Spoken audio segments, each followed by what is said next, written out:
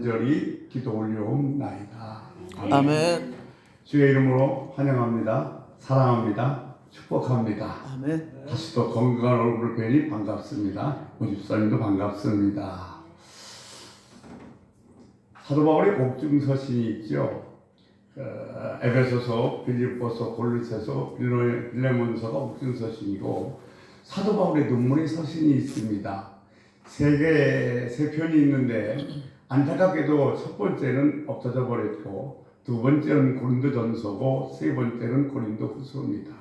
고린도전서 13장은 상장이라고 얘기하고 고린도전서 15장을 우리는 부활장이라고 얘기합니다. 고린도전서 15장 부활장 제일 마지막 절은 58절인데 이렇게 기록되어 있습니다. 그러므로 내 사랑하는 자들아 견실하며 흔들리지 말고 항상 주의 일에 힘쓰라. 이는 너희 수고가 주 안에서 헛되지 않는 줄을 알리라. 이 그러므로라는 것은 전치사인데 이 그러므로가 부활장 15장을 완전히 정리하면서 예수가 부활했으므로 우리들에겐 이렇게 된다는 것을 이야기해 주고 있습니다. 그래서 기독교 외에는 이 그러므로라는 전치사를 쓸 수가 없습니다. 외에는 전치사를 쓸 수가 없습니다. 왜냐하면 예를 들면 불교 한번 보겠습니다. 석가모니는 잔치집에 참석했다가 음식을 먹고 식중독으로 죽었습니다. 식중독으로 죽었다. 그러므로 너희가 그를 위해서 수고한 것이 헛되지 않은 줄을 알리라. 이렇게 얘기할 수는 없습니다. 예수님께서 부활하셨으므로 그러므로 너희가 주 안에서 수고한 것이 헛되지 않은 줄을 너희가 알리라. 그 주님은 부활하셔서 살아계시고 지금도 성령님으로 우리와 함께 하신 줄로 믿습니다. 그래서 우리가 애쓰고 수고한 것은 절대로 헛것이 아닌 줄로 믿으시기를 바랍니다. 아멘. 여러분 신앙생활의 근본은 최선을 다하는 겁니다. 뭘 하든지 최선을 다해야 돼요. 내가 찬양을 하든 기도를 하든 전도를 하든 봉사를 하든 성경을 읽든 최선을 다해야 됩니다. 부족한 저도 어느덧 목회한 지가 30년이 넘어서 그냥 이 주일날 대충 설렁설렁 얼마든지 할 수 있습니다. 그런데 열몇 장씩 원고를 준비해서 최선을 다하는 것은 최선을 다하지 않는 것은 주님 앞에 죄가 되기 때문에 그렇습니다. 여러분 최선을 다합시다. 오늘도 이 예배에도 최선을 다하시기를 주의 이름으로 간절히 소원합니다. 아멘. 창세기 29장 20절 말씀에 보면 야곱이 라헬을 사랑해서 7년 동안 수고를 했는데 그것이 수일 같다고 얘기를 했습니다. 이 연애의 감정이 바로 우리 믿음의 비결인 겁니다. 제가 이런 말씀드렸습니다. 사랑한다는 것은 좋아한다는 범위를 훨씬 뛰어넘어서 없어서는 안 되기 때문에 그렇다. 예수님은 우리에게 있어서 없어서는 안 되는 존재, 사랑하는 존재이기 때문에 그 예수님에 대해서 예수님의 일이라면 최선을 다하는 것입니다. 우리가 세상을 정복하기 위해서는 세 가지가 꼭 필요하다고 얘기하죠. 첫째는 구호가 있어야 됩니다. 두 번째 노래가 있어야 됩니다. 세 번째 깃발이 있어야 됩니다. 어느 나라 군대를 가봐도 반드시 구호가 있습니다. 제가 군대 다닐 때 구호는 뭐냐면 충성이었습니다. 노래가 있습니다. 군가죠. 사나이로 태어나서 단결과의 힘을 줍니다. 그리고 깃발이 있습니다. 각 부대마다 기가 있어요. 전쟁에서 지면 그 기를 빼앗겨버립니다. 그래서 6.25 때 진 우리나라의 부대가 아직도 깃발이 없는 부대가 있습니다. 그 깃발을 빼앗겨버렸기 때문에. 불교에서요, 거기도 구호가 있습니다. 자비입니다. 거기 깃발이 있습니다. 절 표시 있죠. 그런데 뭐가 없냐면 노래가 없어요. 그래서 야, 안 되겠다. 우리도 노래를 만들자 그래서 만든 게 찬불가입니다. 그런데 안타깝게도 그 찬불가를 만들어준 사람이 그리스도인입니다. 우리가 신앙생활 한다는 것은 십자가 깃발 아래 서는 겁니다. 우리가 신앙생활 한다는 것은 하나님의 사랑을 노래하는 겁니다. 우리가 신앙생활 한다는 것은 하나님의 사랑을 외치는 겁니다.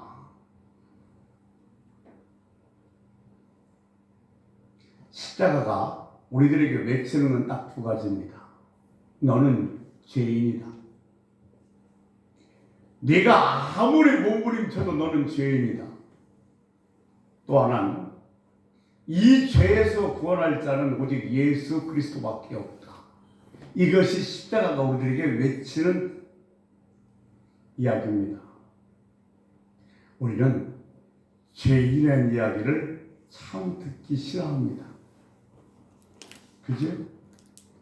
왜 죄인이라는 이야기가 듣기 싫은가 하냐면 죄인이기 때문에 그렇습니다. 뚱뚱한 사람 보고요, 야, 너 뚱뚱해 그러면 화냅니다. 근데 마른 사람 보고 야, 너 뚱뚱하다 그러면 뭐예요? 웃고 말아요. 우리가 죄인이기 때문에 죄인 그러면 뭐예요? 화가 나는 거예요. 시카고 근방에 있는 해본 제일 침례교회라는 교회가 있습니다만 세계에서 주일학교가 제일 큰 교회로 유명합니다. 그래서 목사님들이 미국에 집회를 가거나 그렇지 않으면 관광에 갔을 때 그 교회를 꼭 한번 들려봅니다. 근데 그 교회를 방문했을 때 깜짝 놀라는 일이 있는데 그것이 뭔가 하냐면 이 강백산 앞에 방탄유리가 쳐 있습니다. 왜 그러냐고 안내하는 사람한테 물어보면 이 목사님이 해본교회 담임 목사님이 죄 이야기를 얼마나 크게 강조하는지 성도들이 권총으로 쏠려 한 적이 여러 번 있었기 때문에 그것을 방비하기 위해서 이 방탄유리를 세워놨다는 겁니다. 그 정도로 우리 인간은 뭐요? 죄라는 소리를 듣기 싫어해요. 근데 이 십자가가 외치는 증거 앞에 반응은 두 가지입니다. 하나는 내가 무슨 죄인이냐고 화를 내든지, 또 하나는 맞다 그래 나는 죄인이라고 겸손하게 받아들이든지 둘 중에 하나입니다. 그런데 여러분, 예수를 믿고 안 믿고는 선택이 아닙니다. 믿으면 좋아. 안 믿으려고 말어가 아니라 예수 믿는 것은 선택이 아니라 필수입니다. 왜냐하면 여기에만이 생명이 있기 때문에 그래요. 그러니까 예수를 믿어야만 되는 것, 예수가 필수적이라는 사실을 깨달으면 그 예수를 전하지 않고 난 견딜 수가 없는 거예요. 여기에 독이 들어 있습니다. 누군가 이 독인지 모르고 마시려고 해요. 그러면 여러분 어떻게 하시겠어요? 먹지 마. 그 독이야. 알아서 해. 먹든지 말든지. 그러시겠어요? 아니잖아요. 술을 쓰든지 못 먹게 해요. 멱살을 틀어잡고도 못 먹게 해야 돼요. 왜냐하면 먹으면 죽으니까. 살 길을 먹지 않는 길밖에 없기 때문에 그래요. 여러분, 예수밖에 살 길이 없습니다. 예수가 생명입니다. 세상 모든 것을 다 버리고라도 붙들어야 될 생명 예수. 그래서 예수 믿는 것은 선택이 아니라 필수인 거예요. 그래서 이 생명을 갖고 있는, 예수 생명을 갖고 있는 저와 여러분은 복받은 사람인 줄로 믿습니다. 아멘. 이 십자가는요, 우리들에게 세 가지 질문을 던집니다. 첫째, 예수와 함께 죽었는가? 나는 예수와 함께 죽었는가? 여러분, 이 질문에 대답할 수 있어야 됩니다. 예수와 함께 죽으셨습니까?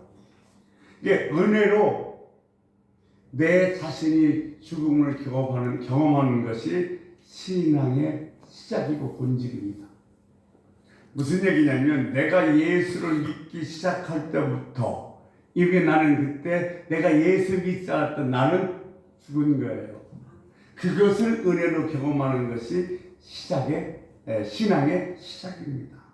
두 번째, 나는 예수와 함께 살았는가?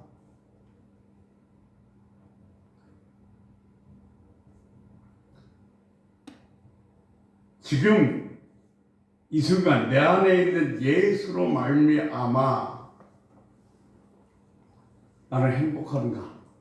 무슨 얘기냐면 내가 예수 믿기 전의 삶과 예수 믿음의 삶은 별 차이는 없어. 그런데 예수 믿기 전의 삶은 내가 애쓰고 내가 수고해서 이렇게 행복하고 그냥 살아가는 줄 알았는데 내가 예수를 믿고 난 다음부터 내 안에 있는 모든 행복과 기쁨은 다 예수 그리스도로 말미암아 하고 온다고 생각하고 사는 겁니다. 이것이 바로 예수와 함께 사는 거예요. 세 번째 질문은 나는 지금 예수님과 함께 세상을 살고 있는가입니다. 이 말은 무슨 말인가 하면 매일 자기를 넘고 서고 있는가의 질문입니다. 제가 이런 말씀 드렸습니다. 모든 죄의 시작은 교만으로부터다.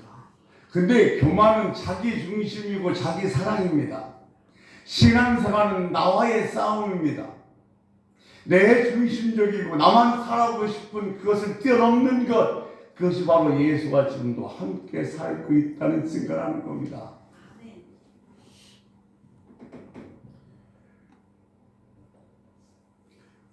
십자가에 달려 돌아가신 예수님, 지금도 우리 안에 계신 예수님은 이 땅의 우리들, 이 땅의 백성을 당신이 십자가에서 죽으시고 부활하시고 말미암아 하늘나라 백성으로 만들어 주셨습니다.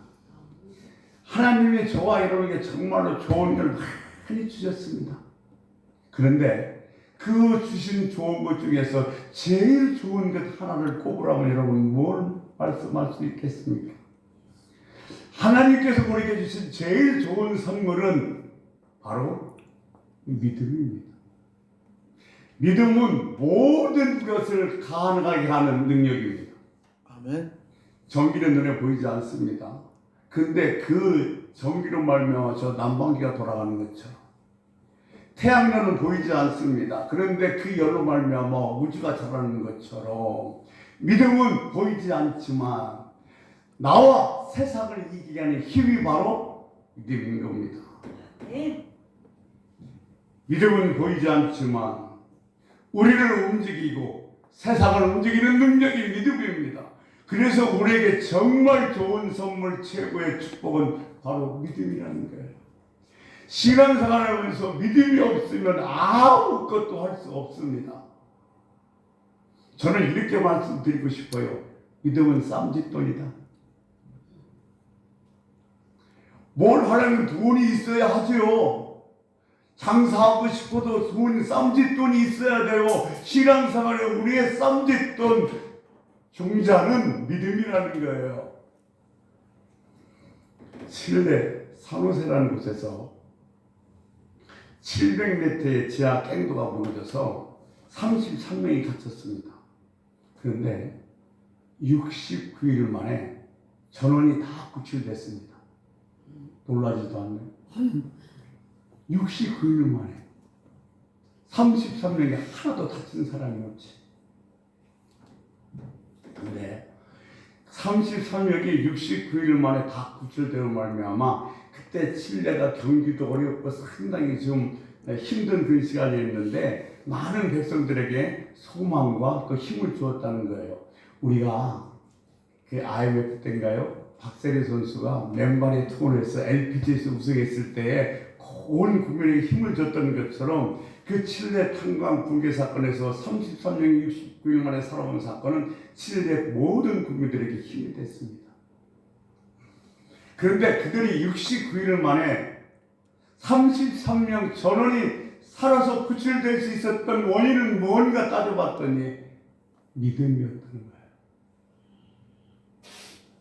처음 사고 났을 땐 희망이 없었다고 합니다.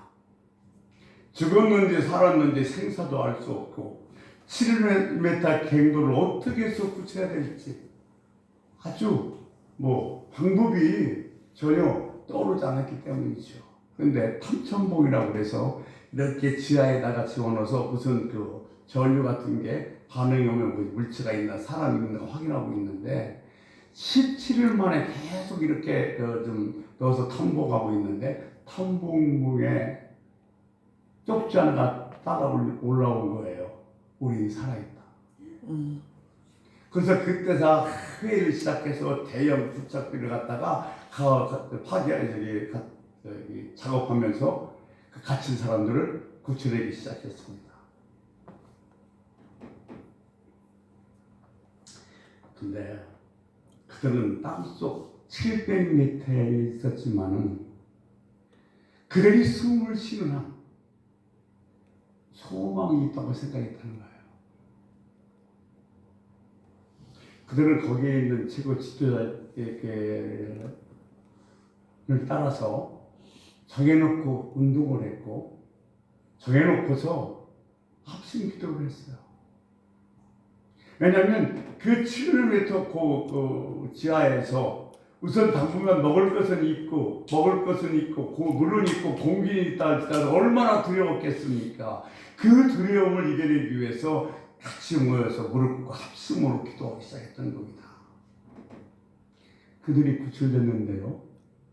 33명 그 입고 있는 그 조끼에는 주님 감사합니다라는 얘기와 함께 시편 94편 4절이 그렇게 기록되어 있었어요. 시편 94편 4절은 어떤 내용이냐면 이런 내용이었습니다. 땅의 깊은 곳이 그의 손안에 있으며 산들의 높은 곳도 그의 것이다. 그들은 두려움을 몰아내기 위해서 무릎 꿇고 합심으로 기도하면서 생의 의지를 불태웠다고 합니다. 언젠가는 구출될 줄을 믿고 아주 멋진 말을 했다고 해요. 우리는 땅 밑에 하나님과 함께 있다. 아멘. 우리는 그 하나님의 손을 붙잡고 있다. 아멘. 그 하나님은 반드시 우리를 구원해 주실 것이다. 아멘. 이게 700m 사지에서도 지하 700m 사지에서도 그들을 구원할 수 있었던 것은 굴착기가 아니라 믿음이었던 겁니다. 아멘. 하나님은 예나 지금이나 우리를 살려내기 위해서 믿음을 주십니다. 우리 하나님께서 정말로 기뻐하는 것은 우리들이 믿음으로 사는 겁니다. 아멘. 여러분, 믿음은 나와 세상의 모든 것을 가능케 하는 능력임을 믿으시기 바랍니다. 아멘. 우리가 괜찮든지 위기에 처했든지 우리에게 요구되는 것은 오직 믿음입니다. 아멘. 믿음에 대해서 성경에서 여러 잘 얘기하고 있습니다만 그 중에서 가장 잘 말씀하는 성경 구절이 있다면 히브리서 11장 1절입니다. 우리 같이 한번 읽겠습니다. 같이 읽습니다. 믿음은 바라는 것들의 실상이요 보이지 않는 것들의 증거니. 아멘. 믿음은 지금은 없지만 우리가 바라는 대로 되는 실상이 되어진다는 거예요. 지금은 없어요. 그런데 내가 믿음으로 그를 바라보면 결국 그것이 그대로 뭐예요? 이루어진다는 거예요. 보지 못하는 증거요. 지금은 내 눈에는 없어요. 보이진 않지만 어디엔가는 확실히 존재한다는 그 증거예요. 이게 믿음이라는 겁니다. 그러니까 이 믿음이 얼마나 귀한 것이며 이 믿음이 우리에게 주신 얼마나 놀라운 축복입니까? 자, 우리에게 주신 최고의 선물은 믿음. 아멘. 아멘. 이 종잣돈이 있어야 돼요. 그래야 신앙생활합니다. 아멘. 오늘 갈라디아서 2장 20절에서 내가 그리스도와 함께 십자가에 못 박혔으니 이제 내가 사는 것은 오직 내 안에서 그리스도께서 사시는 것이다. 이제 내가 육체 가운데 사는 것은 내가 육체 가운데 사는 물론 육체를 떠나서는 살 수가 없어요. 육체와 함께 살고 육체와 함께 가는 겁니다. 그런데 우리가 이 세상을 사는 방법은 나를 사랑하사 나를 위하여 자기를 버리신 하나님의 아들을 믿는 믿음 안에서 사는 것이다. 결국은 뭐요? 믿음이요. 우리가 세상을 살아가는 방법은 뭘로 살아간다고요? 믿음이에요. 그러니까 우리의 최종 착지는 어디냐면 믿음입니다. 아멘. 그러니까 하나님이 우리에게 있어서 주신 최고의 선물, 마지막 선물이 뭐냐면 믿음이에요. 아멘. 이것만 있으면 돼요. 여러분, 믿음 안에서 살기 원하십니까? 아멘. 믿음이 우리가 붙들어야 될 세상 최고의 능력인 걸 믿으십니까? 아멘. 근데 이 믿음은 자연적 믿음과 성경적 믿음이 있습니다. 성경적 믿음을 깨닫기 위해 하나님께서 우리에게 먼저 자연적 믿음을 주신 거예요. 예를 들어보면 우리가 약국에 가서 약을 딱 사서 먹는데 그 약에 독약 들었나? 누구한테 먹여보고 먹는 사람? 없잖아요. 먹어요? 믿고 먹어요. 통조림을 사는데 통조림 안에 혹시 독약이 들었나? 상했나? 그 따보고 확인해서 사는 사람? 없어요. 믿고 삽니다. 그러니까 하나님께서 우리에게 주시는 본성 중에 하나가 바로 이 믿음의 본성이에요. 수만 명이라는 게 있는데 5만 명 중에서 한 명이 걸린답니다. 근데 그 5만 명 중에서 한 명이 걸리는데 왜 그 한 명이 그 수만 명이라는 병에 걸리는지 원인을 알 수가 없대요. 공부만 하면 할수록 모르는 게 많고 의학은 발달하면 발달할수록 모르는 병이 많아요. 코로나19 누가 생각이나 했습니까? 그러니까 우리는 하나님 만드시는 원리대로 살아야 돼요. 하나님 만드시는 원리는 지식의 원리가 아니라 믿음의 원리입니다. 아멘. 우리가 세상을 살아가면서 부부관계도 인간관계도 정말로 행복하게 하면서 살아가기 원한다면 믿음의 원리에 따라서 살아가는 거예요. 우리가 한 남자와 한 여자가 만나서 결혼하는데 100%다 알고 결혼합니까? 일부만 알고 나머지는 뭐요? 믿고 결혼하는 거예요. 나중에 속았구나 그러죠. 그러니까 인간관계도 마찬가지예요. 처음부터 저 사람이 어떤 사람인가 다 알고 교제해요? 아니요. 일부만 알고 나머지는 믿고 교제하는 거예요. 이것이 바로 하나님께서 우리에게 주신 자연적인 믿음입니다.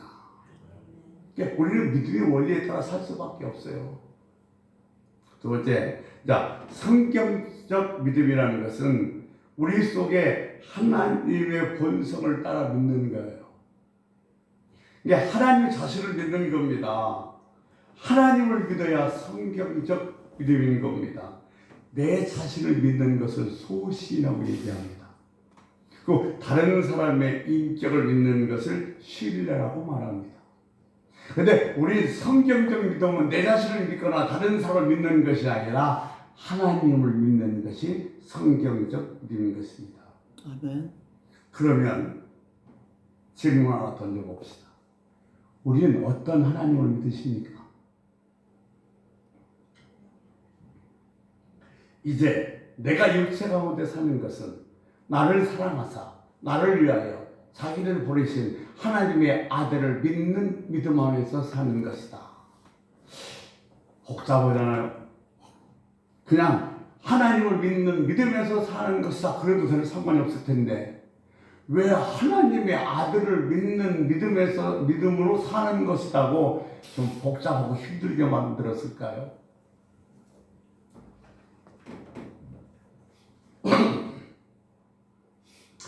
간단히 말하자면, 자, 여러분 보세요. 하나님 그 아들은 하나님과 동일합니다.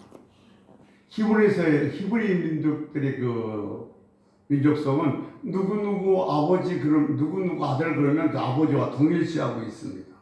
그러면 자, 하나님을 믿는 믿음과 하나님의 아들을 믿는 믿음의 차이는 무엇일까요? 단군교, 증상교, 누굴 믿냐고 물어보면 하나님을 믿는다고 그럽니다. 통일교, 여호와 증인, 누굴 믿느냐고 물어보면 하나님을 믿는다고 이야기합니다. 유대인들을 보고 누구를 믿느냐고 물어보면 그들은요 말끝마다 바울, 하셈, 아도나이, 하나님 얘기하고 있습니다. 자, 이렇게 다 하나님을 믿는다면 누가 진짜로 하나님을 믿는 겁니까? 따라서 하나님을 믿는다는 믿음과 하나님의 아들을 믿는다는 그 믿음과는 어떤 차이가 있을까요? 하나님의 아들은 누구예요? 예수님. 예수님 하나님과 동일합니다. 그런데 한번 보세요. 하나님의 저 하늘에만 이렇게 하늘에 계신다면 우리는 하늘만 쳐다보고 살아야 돼요. 불교, 이슬람교, 유대교, 또 목사도 거기 있었어요. 근데 셋이 얘기를 뭐라고 얘기하냐면 저 산꼭대에 신이 계시는데 앞으로 올라가든 뒤로 올라가든 옆으로 올라가든 저 신을 올라가기만 하면 되니까 뭐 불교가 됐든 이슬람이 됐든 유대교가 됐든 다 그냥 같이 라고 얘기를 하면서 목사님한테 동의를 구합니다. 목사님 그렇지 않습니까? 그랬더니 목사님이 하시는 말씀을 이렇게 얘기합니다. 그러니까 여러분이 얘기하는 것은 하나님이 저 산 위에 계시니까 앞으로 가든 뭐 뒤로 가든 옆으로 가든 산에만 올라가면 된다는 얘기 아닙니까? 예, 맞습니다. 맞잖아요, 목사님. 그때 목사님이 이렇게 얘기합니다. 그렇다면 여러분, 저 산 꼭대기에 계신 하나님이 여기로 내려오시면 어떻게 할까요? 그랬더니 거기 있는 사람들이 그가 굉장하죠. 내가 그 하나님을 소개해 드릴게요 하면서 예수 그리스도를 이야기한 거예요. 여러분, 하나님이 사람이 돼서 이 땅에 내려오신 것이 예수님이에요.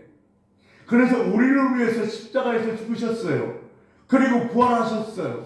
그러므로 말미암아 교회를 만들고 다시 오셔요. 그리고 지금 성령님으로 우리와 함께하고 계십니다. 우리는 그 하나님을 믿습니다. 아멘. 이게 하늘에 계신 하나님이 아니라 사람으로 모습으로 이 땅에 오신 하나님은 그 예수님을 통해서 하나님을 믿는 겁니다. 아멘. 이 하나님의 아들을 예수를 믿는 자에게 주어지는 세 가지 선물이 있습니다. 누가복음 15장에 보면 여러분도 잘 알다시피 탕자의 비유가 나옵니다. 탕자가 아버지 재산을 갖다가 허랑망탕 써버리고 죄를 짓고서 지업연매도 먹을 처지가 못 돼서 돌아옵니다. 돌아와서 자기도 낯자간 있던지 이렇게 말합니다. 누가복음 15장 19절에서 지금부터 나는 아버지의 아들이라 일컬음을 감당하지 못하겠나이다. 나를 폰꾼의 하나로 보소서 하리라 하고. 예. 죄를 많이 졌잖아요.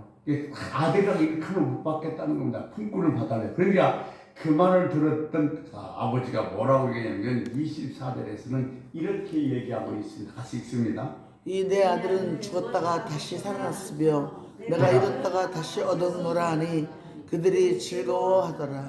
아멘. 지금 이 하나님의 아들을 믿는 믿음의 첫 번째 선물은 뭐냐면 새로운 신분. 아들이라는 신분입니다. 이 아들이 아버지를 떠났을 때는 뭐요? 이미 아버지와 관계와 교제가 끊어져 버리는 거예요. 다시 아들이라는 신분을 얻음으로 말미암아 아버지와 관계와 교제가 시작되는 거예요. 그러니까 우리가 예수 믿기 전에는 하나님의 아들 자녀라는 그 소리를 듣기 전에는 하나님과 관계와 교제가 끊어져 버렸어요. 그런데 내가 다시 이제 예수를 믿음으로 말미암아 돌이켜서 믿음으로 말미암아 하나님이 우리를 뭐요? 자녀 삼아줘서 하나님과 교제와 관계가 다시 회복된 겁니다. 두 번째 주신 선물은 뭐냐면 새로운 생명입니다. 아버지께 돌아오면 새로운 신분만 주는 것이 아니라 뭐요? 새로운 생명을 줍니다. 거짓 걸로 돌아온 아들을 아버지는 목욕을 시키고 새 옷을 입히고 신발을 시키고 가락지를 끼우고 송아지를 잡아 잔치를 벌여요. 지금 새로운 신분은 관계와 교제를 의미한다면 이 새로운 생명은 아버지의 공급을 이야기하고 있습니다.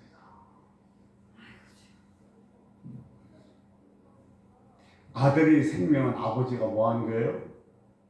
공급하는 거예요.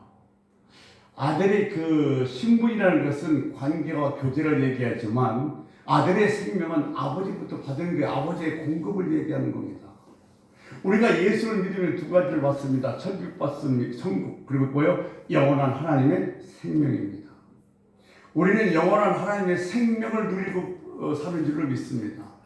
그 생명은 바로 누구요? 예수 그리스도로 우리에게 주어지는 거예요. 여러분, 성도란 선한 사람이 아니에요. 하나님의 선함을 체험하면서 사는 사람들이 성도입니다.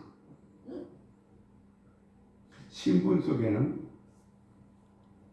하나님의 아들, 딸로서 누릴 수 있는 모든 행복과 축복과 권리가 다 들어있습니다.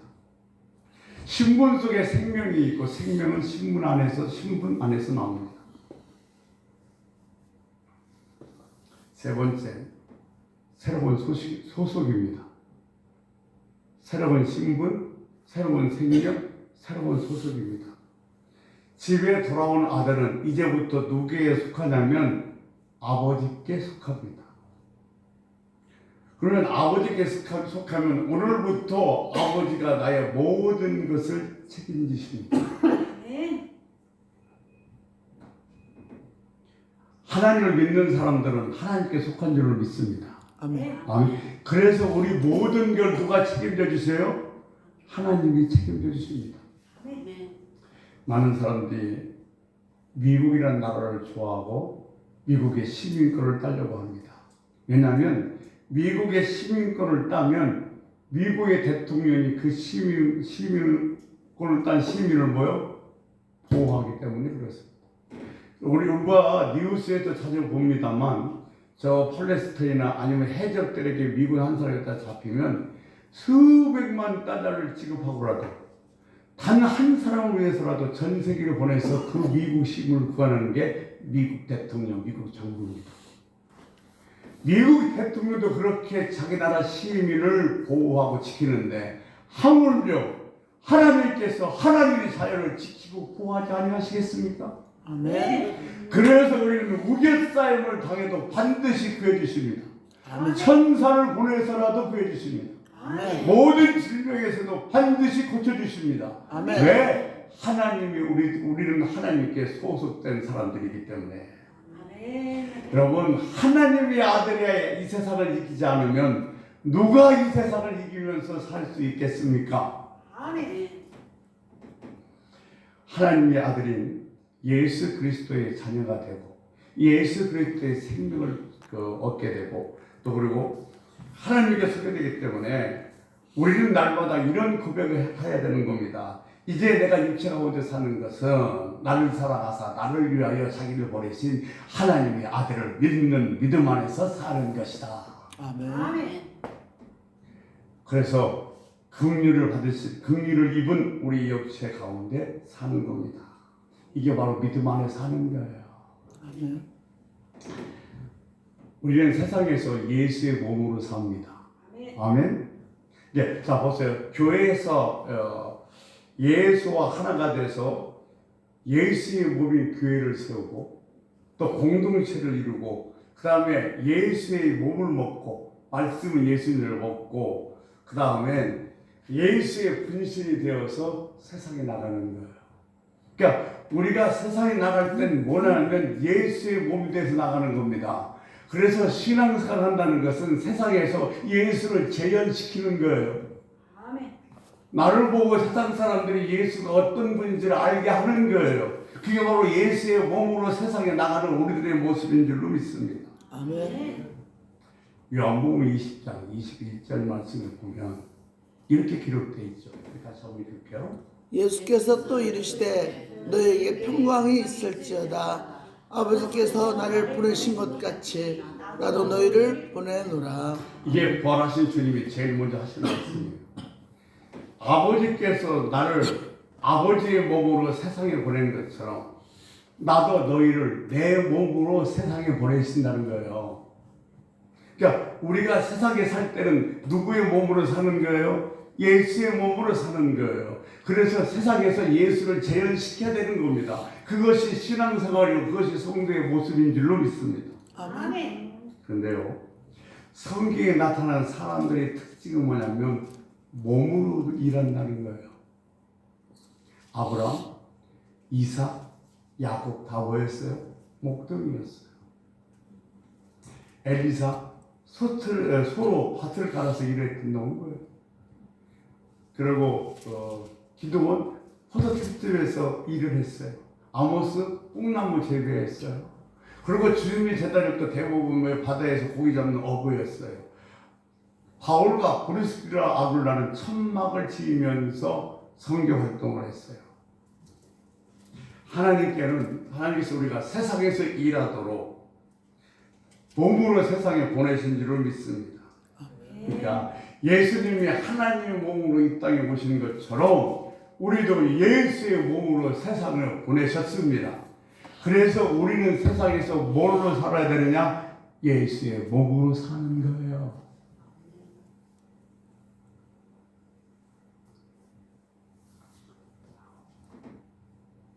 종자가 같아야 같은 열매를 맺어요.